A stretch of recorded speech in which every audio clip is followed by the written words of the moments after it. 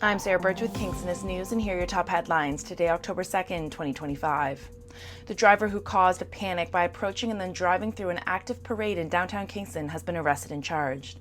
Anthony Colangeli, Media Relations Officer for Kingston Police, confirmed the developments in the case.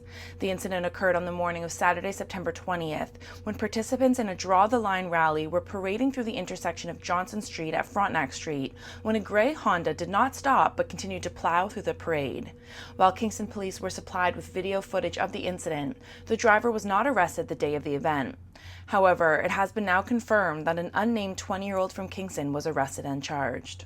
The first of several residential buildings planned for a stretch of Outer Princess Street near the Woodhaven subdivision is getting pushback from neighbors. Residents have banded together to oppose plans for a 4.5-story, 50-unit apartment building at 3039 Princess Street, directly south of the intersection with Woodhaven Drive in the city's West End. The project has neighbors upset and unsure if their concerns will be heard by city planners and politicians. A small house currently exists there, but most of the property is green space, including a small marsh area and creek located toward the rear of the property. Kingston Health Sciences Centre is strengthening its position as a national leader in robotic surgery with the addition of a second surgical robot. The organization said that the new system, made possible through the generosity of donors, will allow KHSC to effectively double the number of robotic-assisted procedures performed in Kingston and expand access to more patients across the region. Since its first year, the program has grown from performing about 130 robotic-assisted surgeries to more than 400 every year.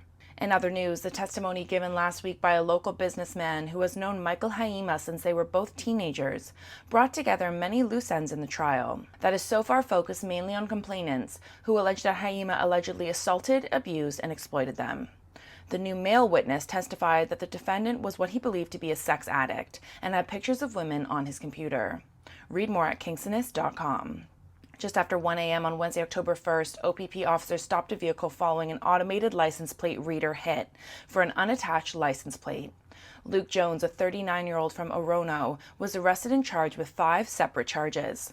Police said that Jones was released from custody and is scheduled to appear in court later this month. To kick off Ontario Public Library Week, L&A Libraries will welcome Marissa Stapley, the author of this year's One Book, One L&A selection, The Lightning Bottles. Stapley will be visiting Napanee on Sunday, October 19th at the Lennox and Addington County Courthouse in the courtroom from 1 to 3 p.m. to answer questions and interact with fans. For more on these stories and other local news, visit kingstonist.com. Use my code SarahB2025 for 10% off. Make sure you like, comment, and subscribe to this channel to keep supporting local news.